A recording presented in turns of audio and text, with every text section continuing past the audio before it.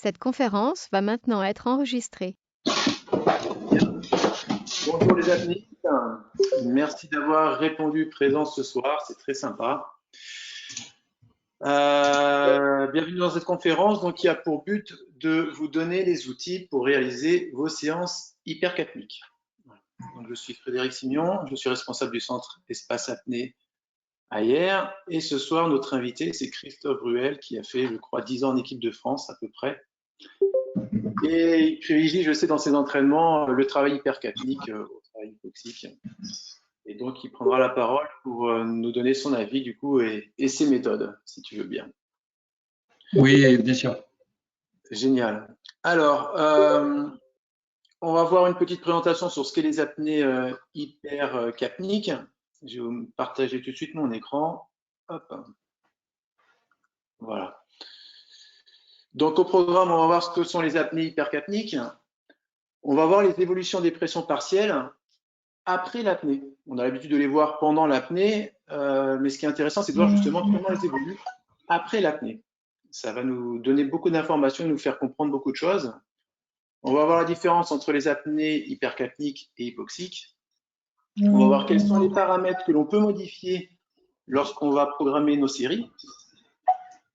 Et je vous proposerai 3 programmes de séries guidées en vidéo. Donc, ce sont des petites vidéos pour vous guider pour fabriquer des petits exercices de séries hypercapniques. Allez, c'est parti.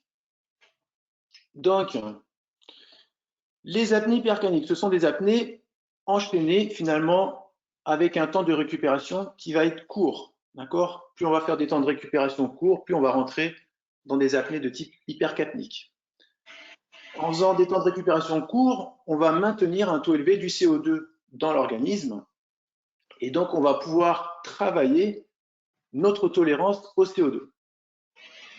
Et finalement, on va voir qu'on peut fabriquer tout un tas d'exercices et du coup, ça offre pas mal de variétés du coup, dans les exercices d'apnée que vous allez pouvoir mettre dans vos séances. Alors, je vous ai fait un petit schéma représentant l'évolution des pressions partielles pendant et après l'apnée. Alors, l'apnée, elle commence ici. Donc, avant ce ventile, on est à peu près équilibré. En rouge, vous avez l'O2, en bleu, le CO2. Ces débuts de cours, on a l'habitude de vous les présenter lorsqu'on vous présente la syncope hypoxique. Donc, on voit une apnée normale, on voit une apnée avec syncope. Là, le but, c'est pas parler de la syncope, mais c'est justement de voir l'évolution suivante. Donc, tout au long de l'apnée, elle commence ici. Je consomme de l'O2. Au fur et à mesure que je consomme de l'O2, je fabrique du CO2. Voilà. C'est pas forcément des droites. On voit que ça s'aplatit un petit peu sur la fin. Sur la fin de l'apnée, on peut ralentir un petit peu l'O2. Le CO2 aussi, il a tendance à s'aplatir. Bref, je finis mon apnée à ce point ici. En tiré ici, j'ai le seuil hypoxique. C'est une apnée tout à fait traditionnelle qui se finit très bien. Donc là, j'ai une forte envie de respirer puisque je me rapproche de mon seuil hypercapnique. Et je ventile, je suis même un petit peu essoufflé parce que j'ai fait une belle apnée. Et ce qui est intéressant de regarder maintenant, c'est comment évoluent ces pressions partielles-là. Alors, on voit qu'en rouge, l'O2, même si elle va chuter un tout petit peu après le temps que l'O2 vienne dans nos organes vitaux, mais très rapidement, cet oxygène remonte. D'accord? Donc, il faut bien retenir ça, qu'après une apnée, on se réoxygène très rapidement. En 1 minute 30, max, on est complètement oxygéné.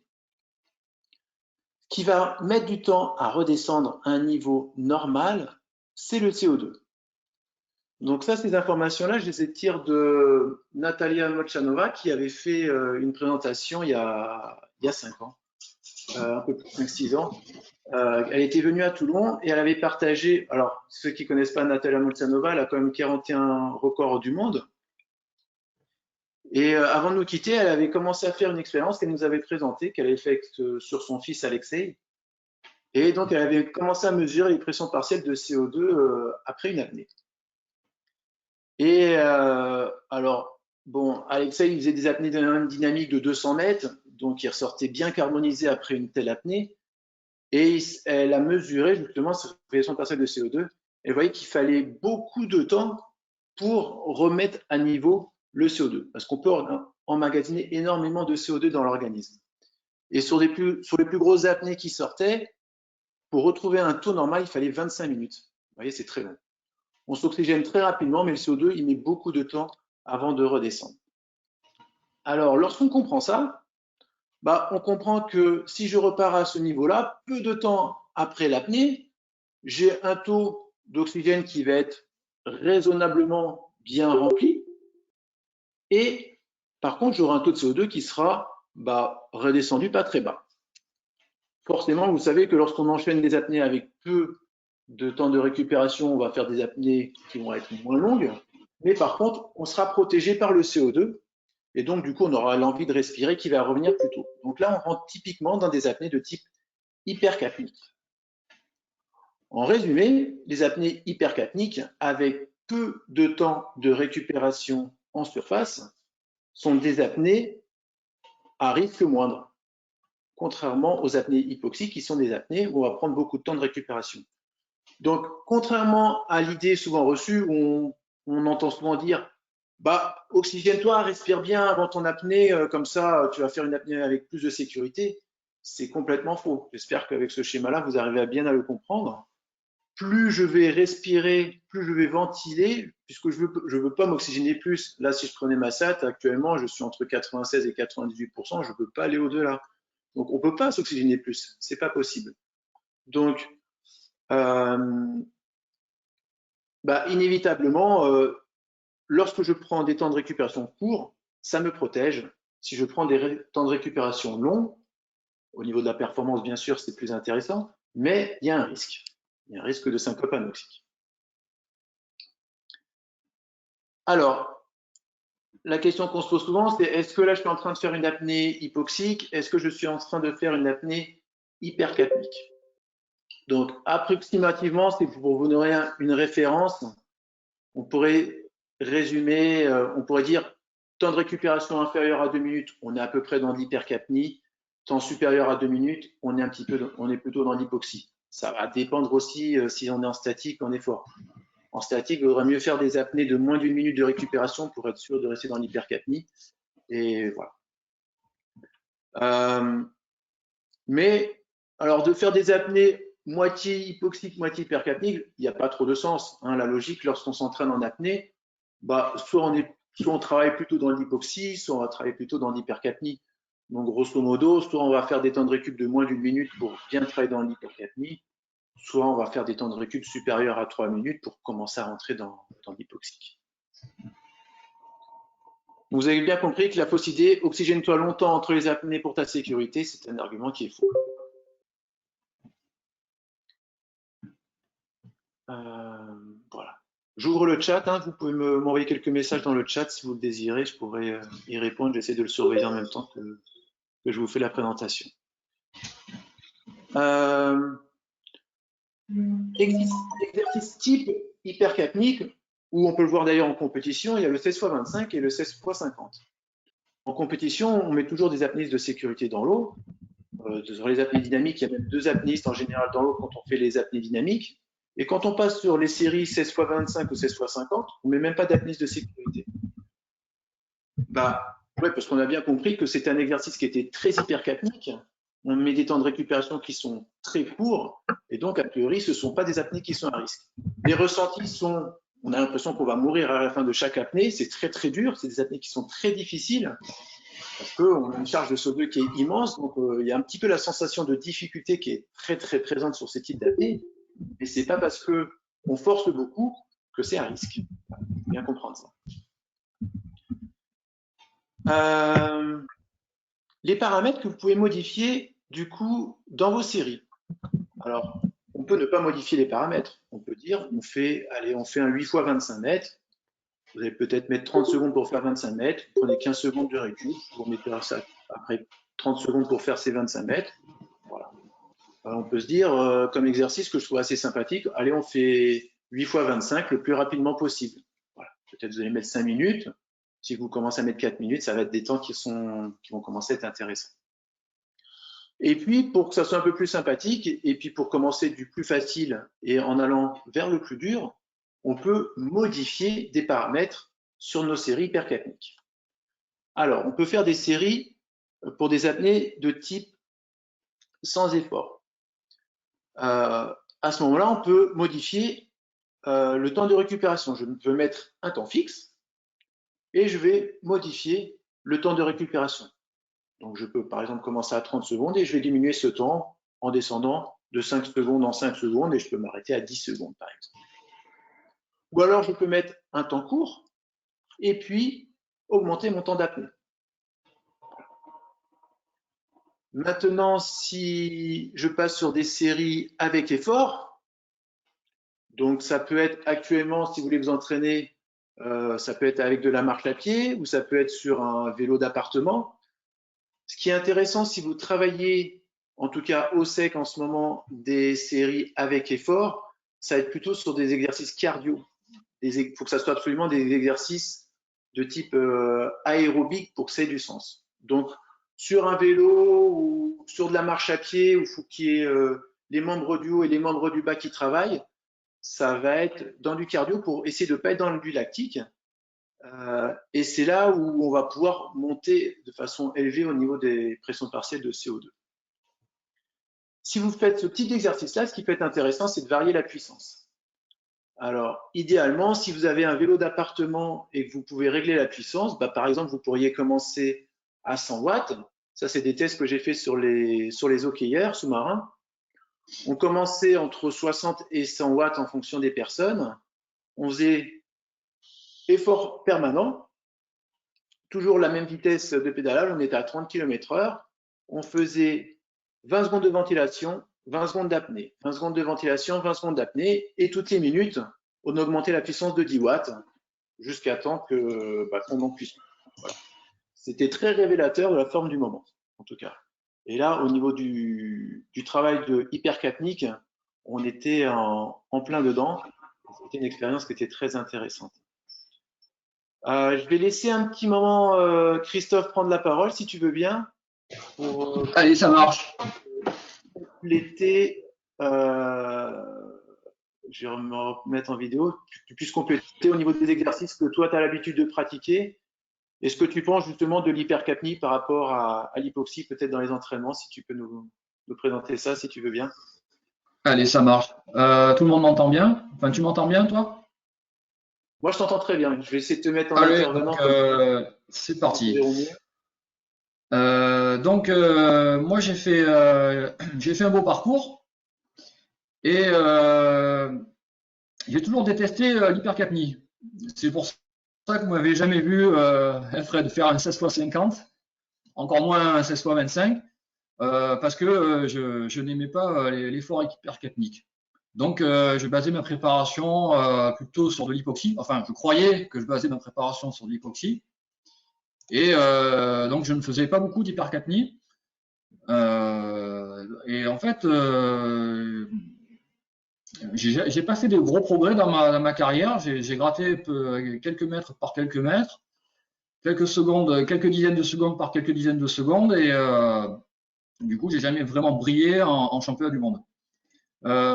Tout récemment, donc j'avais arrêté l'apnée et puis là j'ai repris depuis une petite année et j'ai revu tout différemment et notamment mon aspect mental par rapport aux séries hypercapniques. Et donc je vais essayer de vous exposer ça et de vous l'expliquer parce que c'est souvent en expliquant, comme l'a fait Fred, que les choses rentrent mieux. Est-ce que tu peux remettre le PowerPoint, s'il te plaît, où il y a la courbe? Ouais. Fred? Ouais, je te remets ça. Voilà. Donc, Fred a dit des choses. Alors, j'ai une toute petite nuance, mais bon, c'est du détail, mais c'est pas anodin. La courbe d'O2, en fait, c'est pas vraiment une droite. Si vous voulez, Fred va peut-être le. Je l'ai fait légèrement coupe sur la fin. En fait, l'oxygène ne descend pas, en fait. Il va chuter brutalement. Moi, j'ai vu des études sur d'autres apnéistes. L'oxygène va chuter brutalement, on va dire, à la dernière minute. On va dire que ça, c'est une apnée de 6 minutes d'un gars qui a un max à 6,20. Et en fait, c'est vraiment vers 5 minutes que la courbe d'O2 va s'effondrer. Ouais, on le voit effectivement lorsqu'on fait des apnées avec des testeurs, des oxymètres de pouls. On voit bien qu'on reste très longtemps au-dessus de 90% et puis c'est à la fin que ça chute. Ouais. Donc, en fait, quand on voit ça, quand on fait une apnée, qu'on a envie de respirer ou qu'on a des spasmes, enfin tout ce que vous voulez, tout ce qui est dérangeant, en fait, c'est vraiment le CO2. Voilà. Bon, on ne parlera pas du pH, mais c'est principalement c'est le CO2. Donc aujourd'hui, moi je me rends compte, quand je lis des posts d'apnéistes beaucoup plus forts que moi, que même un gars par exemple qui a un max à 8 minutes, ben, jusqu'à 6,30, c'est le CO2, c'est le CO2 qui lui donne envie de respirer. Voilà. Donc en fait, j'ai fait complètement fausse route et je m'en rends compte parce que je bats mon record régulièrement là, tous les 10 jours, sans vouloir tenter un max. Et en fait, il faut vraiment travailler le CO2, quoi, la résistance au CO2. Voilà. Donc c'est vraiment les séries hypercapniques, c'est vraiment la base de l'apnéiste qui veut performer et même pour se faire plaisir, même pour être meilleur en chasse. C'est vraiment la base. Après, donc Fred a fait une remarque très intéressante, c'est dès qu'on a fini l'apnée, l'oxygène remonte très vite. Ça c'est vrai. L'oxygène remonte très très vite. Qu'est-ce que ça veut dire? Si vous voulez faire une séance hypoxique, ça veut dire que si vous récupérez 2 minutes, ça ne sert à rien puisque votre oxygène il est remonté à 100%. Donc, en plus, quand vous allez faire des séries hypercapniques, vous allez aussi faire de l'hypoxie. Et plus vous allez prendre des petites récup, et plus vous allez travailler les deux filières. Fred, qu'est-ce que tu en penses? Alors, je voulais le mesurer.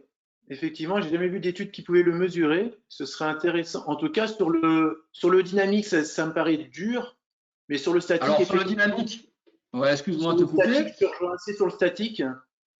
Et c'est vrai que je te rejoins assez que ça peut être possible sur le statique. Ouais. Parce que quand on y réfléchit, quand on fait l'hypercapnie, on fait un 8 x 25. Donc effectivement, on a envie de respirer parce que le CO2 il s'accumule. Donc dès qu'on réémerge, on fait vite pour remonter l'O2. Mais comme un 25 mètres ou même un 50 mètres, ça dure pas si longtemps que ça, on n'est jamais en hypoxie. Donc du 16 x 25 ou du 16 x 50, ça reste de l'hypercapnie.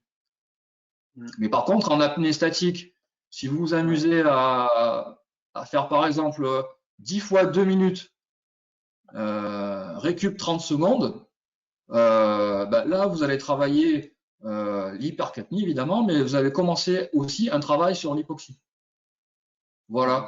Donc ce qui serait intéressant pour ceux qui écoutent et qui sont motivés, quel que soit le niveau, ça serait de commencer des séries comme ça sur un mois ou deux. Alors bon, pour l'instant au sec. Donc de X fois une apnée avec une récup courte de 30 secondes ou 45 secondes ou une minute mais pas plus, et de voir de petit à petit gratter du temps et au bout d'un moment faire un max et voir si vous avez progressé. Ok. Donc des apnées avec des récup très courtes, oui c'est excellent quoi. Et ça travaille même les deux filières. Eh ben, du coup, si vous voulez faire ce que propose Christophe, j'ai fait directement des petits programmes. Donc, avec 3 niveaux. C'est des programmes qui sont assez faciles, mais le programme ne me permettait pas de poursuivre les niveaux. Là, dans ce que je vous propose, niveau 1, assez facile. 6 apnées de 1 minute, temps de récupération 30 secondes, 25 secondes, 20 secondes, 15 secondes et 10 secondes. Niveau 2, on va passer à une 30 avec toujours ces mêmes temps de récupération. Niveau 3, on va passer à des apnées de 2 minutes en diminuant les temps de récupération au fur et à mesure. En fait, je vous ai fait des vidéos sur ces 3 niveaux. Donc, si vous voulez faire ça de façon sympathique sans avoir forcément un chronomètre dans la main parce que c'est pas toujours agréable, vous lancez ces vidéos-là. Il y a même un petit son, vous pouvez fermer les yeux du coup, faire ça les yeux fermés sans avoir un chronomètre à regarder. Là, on est dans la phase inspiratoire, dans tout ce camembert-là. Je vais avancer un petit peu la vidéo. Et vous voyez, lorsqu'on arrive ici, on arrive dans la phase du coup de ventilation. Donc là, c'est le camembert de ventilation. Et le programme, il évolue au fur et à mesure. Donc, voilà. Donc là, on est sur une récupération de 30 secondes. La fois d'après, ça passera à 25, 15 et 10 secondes.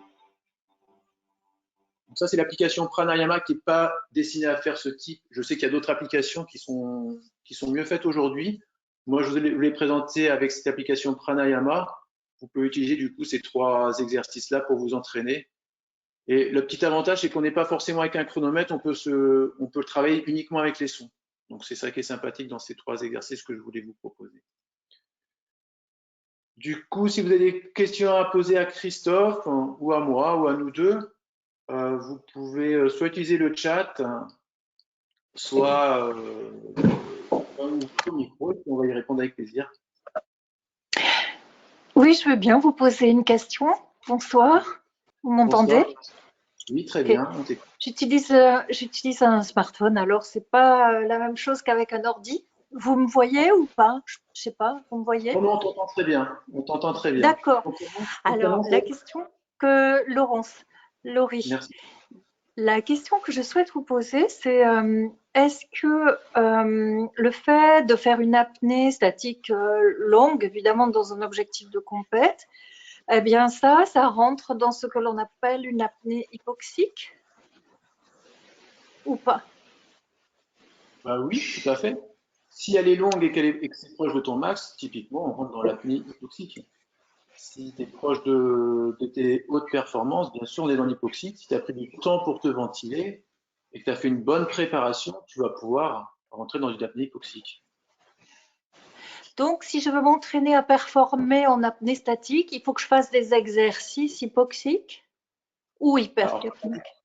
Comme l'a dit Christophe, on peut faire des exercices hypoxiques en statique avec des temps de récupération courts. C'est aussi possible. Oui, d'accord. Bon, ok. Merci. Alors en fait, oui, pour compléter, il ne faut pas oublier la courbe. La première envie de respirer, les premières envies de respirer, Laurie, c'est à cause du CO2. Voilà, je sais bien, ça m'arrive à 4 minutes. Oh.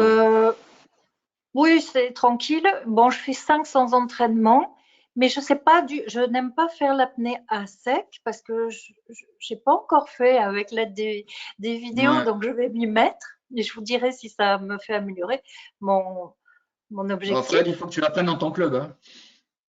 Ah, mais je ne pratique pas en club. Enfin bon, peu importe, c'est pas grave. Avoir envie de respirer à 4 minutes, c'est pas mal. Ah oui, oui. Oui, même plus tard, ça va quoi. Et donc, je me dis, mais alors je fais du 16 fois 25 avec assez d'aisance. Je le fais en 7 minutes, sans entraînement du tout, du tout. Bon, je suis pas très sportive, mais c'est pas grave. Et je vois bien la différence entre l'effort hypercapnique et l'effort hypoxique, mais je me dis, moi j'aimerais vraiment m'entraîner en statique, mais je comprends bien que c'est la résistance au CO2. Donc j'ai l'impression que si je veux m'améliorer en apnée statique, alors il faut que je fasse du 16 fois 25. Est-ce que si je dis ça, je suis dans le vrai ou pas? Quelqu'un m'a dit ça un jour. Hein. Moi, je dirais que si tu as vraiment ta première envie de respirer à 4 minutes, ouais. Tu as une bonne résistance à l'hypercapnie. Une très bonne résistance à l'hypercapnie. D'accord. Alors après, il y a une nuance que moi j'ai utilisée pendant des années et qui marche très bien, qui est fortement déconseillée, c'est l'hyperventilation. Ah oui. Voilà, tout simplement. Alors l'exercice là, pour tous les débutants, même pas débutants, c'est facile. Hein. Vous faites 5 minutes d'hyperventilation et vous faites une apnée. Vous allez voir, vous allez avoir envie de respirer tard, voire très tard. Vous allez être surpris. Et donc évidemment, vous allez dire, en fait, c'est ce que j'ai fait moi. Je dis, c'est pas la peine de s'entraîner, je m'hyperventile, et dès que j'ai envie de respirer, je m'accroche au carrelage, puis ça fait 6, ça fait 6,30, quoi. Mais en fait, on progresse pas parce qu'au bout d'un moment, on se désentraîne au CO2. Donc, on n'a plus je comprends. au CO2. C'est bon très ponctuellement le jour où on veut faire une perf, ça peut être bien ponctuellement, mais il ne faut pas que ça soit une habitude, sinon on va se cramer pour faire une syncope. Voilà. Oui, directement. Mais en fait, le fait de se désaccoutumer au CO2, si tu veux, ton apnée, tu vas avoir envie de respirer de plus en plus tôt, par exemple à 3 minutes 15. Et donc les spasmes, ça consomme de l'oxygène, ça produit du CO2, ça produit du stress. Et donc en gros, ça réduit ton apnée, quoi.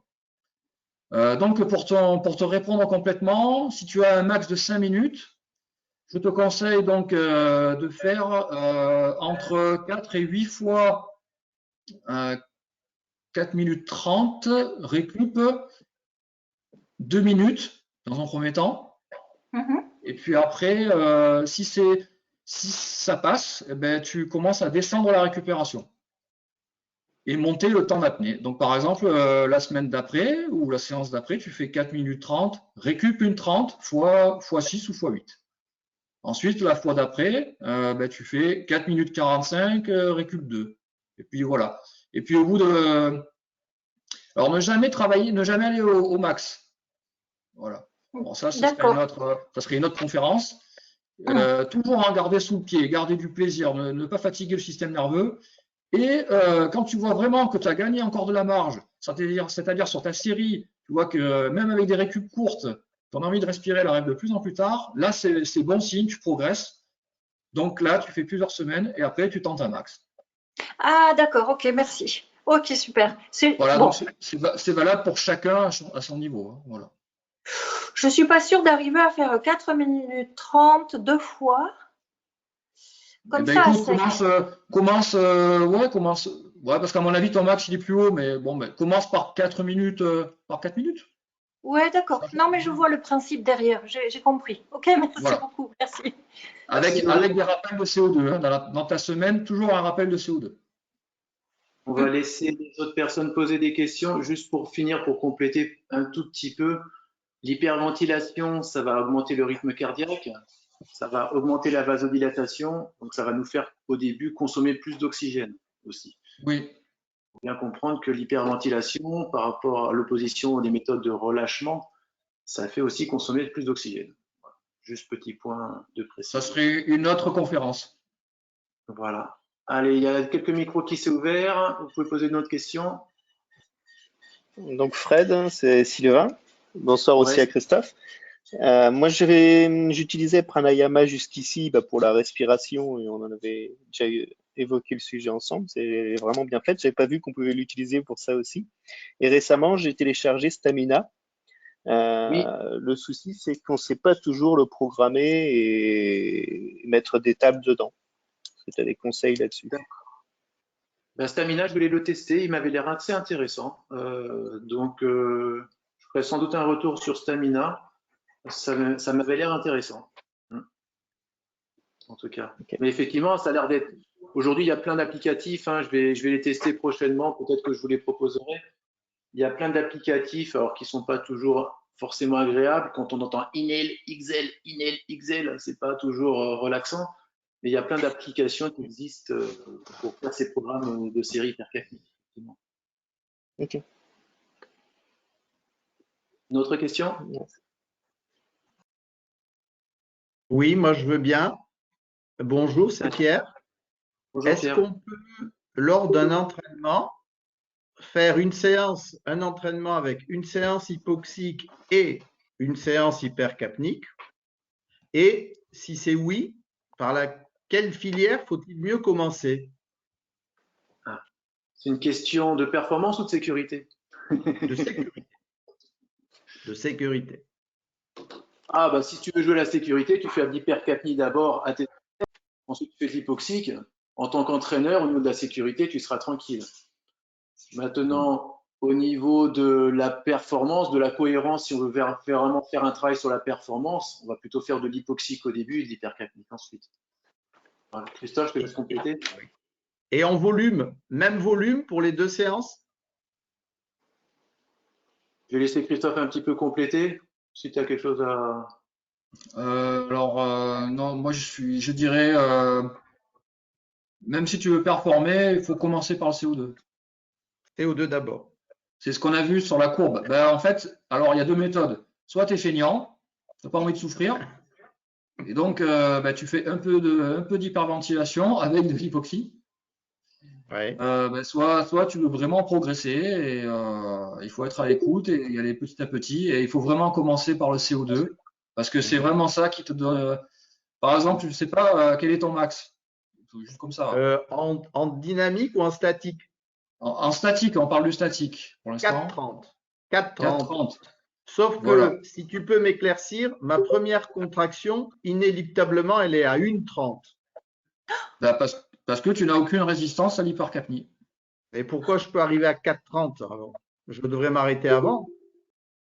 Non, non, sache que on peut tenir très longtemps le CO2, on peut le faire monter très haut dans le corps. Il y a eu des cas où des gens ont tenté un max à l'oxygène, Oui, oui, oui. voilà. Et donc, ben, ils avaient tellement d'oxygène que ben, ils ont tenu un quart d'heure, 20 minutes, mais ils ont eu une charge de CO2 telle qu'ils ont été malades pendant plusieurs jours. Waouh. Voilà. Parce que l'excès de CO2 dans le corps, c'est pas bon, évidemment. Voilà. Moi, ce que je peux te conseiller, Pierre, c'est de travailler sur le relâchement du diaphragme. Oui, Faire des bien exercices sûr. sur le diaphragme, puisque bah, tes spasmes, c'est des contractions du diaphragme. Et ton diaphragme, bah, peut-être avec un travail de poumon vide au début et avec des étirements du diaphragme, ça peut être intéressant pour mieux supporter les spasmes et avoir les spasmes qui vont peut-être arriver un petit peu plus tard. Plus tard. OK. Merci à vous. Merci Pierre. Une autre question? Oui, c'est Marius. Donc, je voulais savoir, ouais, quand on fait une série de tables hypercapniques, tu disais qu'après on peut enchaîner un max. On le fait combien de temps après le max? Par exemple, je fais 8 répètes donc avec une récup donc qui est régressive. Et je récupère combien de temps pour enchaîner un max? Alors, je dirais au moins 4 minutes D'accord, pour bien faire chuter le CO2. d'accord. Plus que pour prendre de l'oxygène, hein, Mhm. Ouais, voilà, ouais, c'est ouais. comme il disait Fred, hein, le CO2, ça diminue, mais il en reste pendant longtemps, ça reste dans le sang, quoi. Donc, Mm. voilà, 4. Alors, moi, quand je fais un max, je récupère 7 minutes. D'accord. Parce que j'ai Et question. besoin, bah, après, c'est du détail, mais c'est parce que j'ai besoin pendant longues minutes, j'ai besoin ouais, je fais une espèce de respiration intérieure pour vraiment me détendre. Ben, enfin, voilà, donc au moins 4 minutes. D'accord, ok. Ok, ok. Alors, tiens, je vois une Et question. ok. Merci. En fait, ouais, il y a pas mal de questions qui sont plus sur l'hypoxie quand même. Donc là, on va rester dans l'hypercapnie. Bonjour. Vas-y, si on a une question, vas-y, dis-moi. Oui, bonjour, c'est Benjamin. Donc, moi, je parle en tant que débutant, hein. Je n'ai pas du tout les mêmes durées de statique par rapport aux autres. Je suis plus à 2 minutes 35, etc. pour le moment, avec très peu d'entraînement. Euh, Tu parlais tout à l'heure par rapport au CO2 que tu ne parlais pas de pH. Mais moi, par exemple, avant un statique, j'ai tendance à être stressé. Et je sais très bien que mon cardio augmente, le stress génère des déchets acides dans le sang. Et on sait que l'hémoglobine a plus tendance à avoir d'affinité avec le CO2 qu'elle n'en a avec l'O2. Donc, je pense que le pH, est-ce que tu as des choses à apporter sur le pH, par exemple? Je dirais plus, faut travailler plus sur la relaxation que le pH. Ouais, voilà, c'est ça. C'est ça. Il va plutôt Mais falloir travailler Il y a plein de techniques, c'est des techniques de relaxation. Il faut que tu travailles sur les techniques de relaxation plus simplement. ok, ça marche. Et le diaphragme, tu en parlais tout à l'heure également. Et les techniques de relaxation, elles vont être sur le travail sur le diaphragme, sur les assouplissements, sur des techniques de ventilation, sur des expirations qui vont être longues et profondes. Enfin, si un conseil très rapide pour qu'on donne rapidement aux débutants, c'est un temps d'inspiration pour 3 temps d'expiration. Voilà, tu peux déjà commencer avec ce petit conseil-là dans tes méthodes de ventilation. Mais ce qui va amener le relâchement, l'apaisement, ça va être l'expiration. Donc, il faut que les expirations soient longues et profondes. Les inspirations, ça a tendance à augmenter le rythme cardiaque, à créer de l'excitation. Les expirations, c'est ce qui amène le relâchement. Donc, il faut travailler davantage sur l'expiration que sur l'inspiration. Par contre, mes premiers spasmes m'arrivent à 1,45, 1,50, 2 minutes. Je comprends pas comment, par exemple, je ne sais plus qui parlait tout à l'heure, pouvait avoir des premiers spasmes à 1,30 et tenir pratiquement 4 minutes, quoi. Il y a de la motivation, non, ça c'est Ouais, sûr. d'accord. Il y a de la motivation. Un combat. Bon. Après, c'est que tu n'as pas envie de te faire mal et je trouve que tu as bien raison. Ok. Après, moi, je trouve que l'intérêt de l'entraînement à l'apnée, c'est justement de travailler des méthodes de relâchement, de relaxation qui vont faire qu'on va avoir les spasmes qui vont arriver plus tard et qu'on va faire des apnées qui sont plus agréables. Ok. Très bien, merci. Merci à toi. Allez, peut-être encore une question?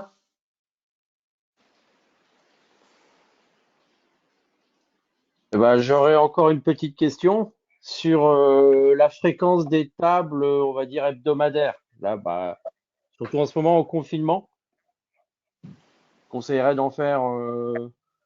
Donc, quand je dis une table, on va dire c'est donc une série de 8 apnées hypercapniques. Est-ce que tous les jours, c'est pas de trop Avant le ou on petit-déj, peut c'est top. faire? Tous les jours avant le petit-déj, c'est top. Tu devrais Ah essayer. ouais.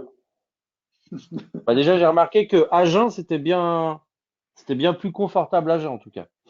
Ah oui. Ah ouais. Avant le petit-déj. Avant le petit-déj, tu te fais tes séries et puis après, D'accord. tu pars à la boulangerie. Ok. D'accord. Ok. Quel niveau tu recherches? Bah, je Quel, recherche, moi, par exemple, en statique, bah, là, au sec, pendant le confinement, je suis arrivé dans la douleur à 3 minutes 50. Mais dans la douleur. Donc, on va dire, bon, bah, 3,15, ça peut être correct. Et quand je travaille donc mes tables, je partais sur 1 minute 30. 1 minute 30 d'apnée. Et je faisais 8 apnées pour arriver à 5 secondes de récup. Et je descendais de 15 secondes.